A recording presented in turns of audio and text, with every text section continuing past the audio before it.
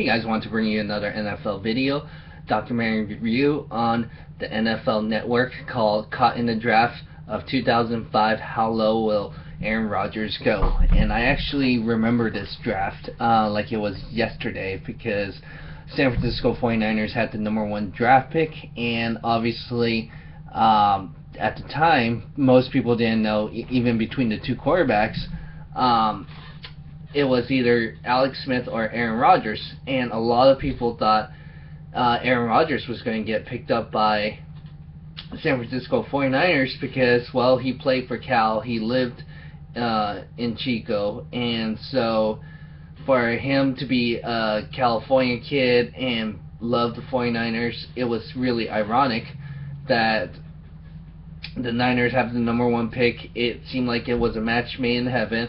Mike McCarthy was the offensive coordinator and loved him too, but I guess that the San Francisco 49ers, Mike Nolan, head coach at the time, said that it was very close and just thought Aaron Rodgers was really polished and that was his ceiling, that he was not going to get any better.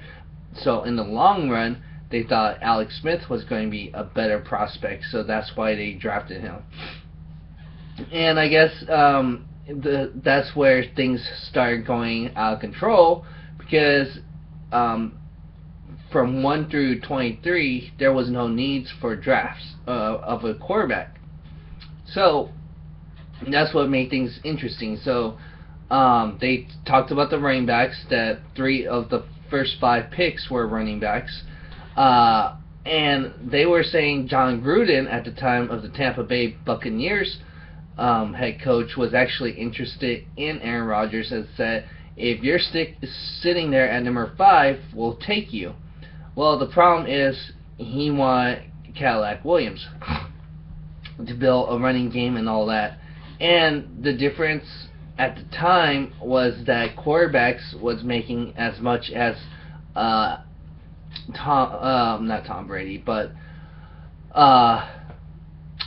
Peyton Manning. So if you're making Peyton Manning money, that's ridiculous. So for a rookie, so that's why it didn't make sense unless you're sure that he's going to be starting in a franchise quarterback for you, because you can't, if you have him as a backup, it's going to cost a lot for a backup. Even for this example, he would be in some cases making more money than your starting quarterback. So that didn't make sense for some of the teams that were ahead of them. So what ended up happening, like running back position, those top 3 out of the 5, they're not better than the best value ended up being Frank Gore in that draft. And I remember that, like, man, because he had a red flag because of his knee. So because of his knee, he got dropped, which makes sense because, like, in recent history, you could see what happened, like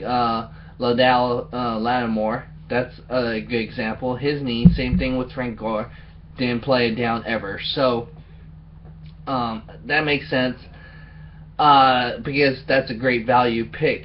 But you never know in these hindsights. That's why I think these documentaries are pretty interesting in that draft class, because especially if it was recent, like, people are always saying, well, give it 3 to 5 years. That's what the experts are saying. You'll know what type of player they're going to be and where the career is going to go. So, yeah, so they're saying cap space was the issue, and then there was no needs for some of these teams that had quarterbacks already.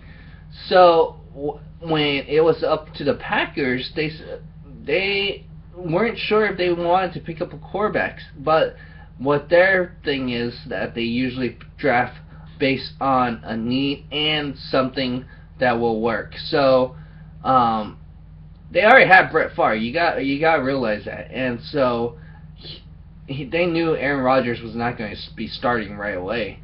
And so obviously he was going to eventually have to take over for Brett Favre. But this is a great thing, like in the past, where you sit the quarterback for a year or 2, and then he could learn from a legend like Brett Favre. That's what you wanted.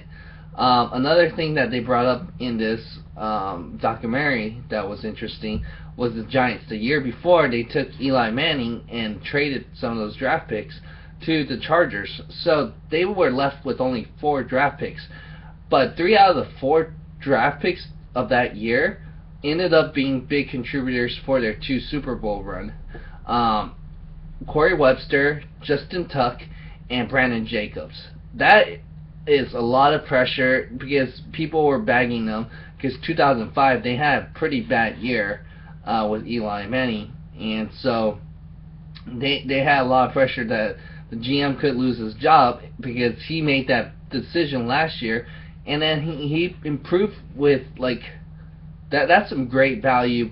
I would have graded them very high in hindsight now because they did really well based on what they had to work with, and so that's very notable. And then some notable players that you could say: Trent Cole, Darren Sproles. That was interesting that those were some value picks there in the end.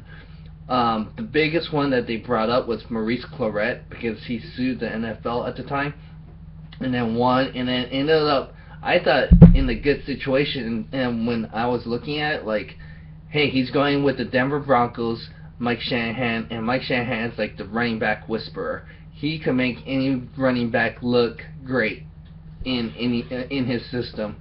And Maurice Clarett got cut in training camps. So that tells you, hey, this guy's not going to have a career. If Mike Shanahan can't make you look good, it's over. You have no career. So, as a running back. But any other positions, hey, I didn't think he was really that great. On others, maybe he was lucky to have John Elway as a quarterback, but running backs, he was amazing, I thought.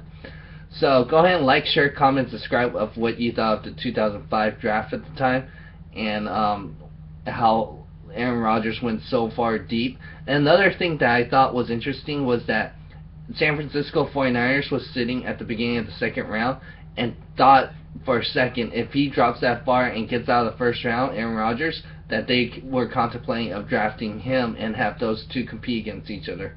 So that would have been very interesting how that could turn out. Go ahead, again, like, share, comment, subscribe on what you thought of this 2005 draft review. Thanks.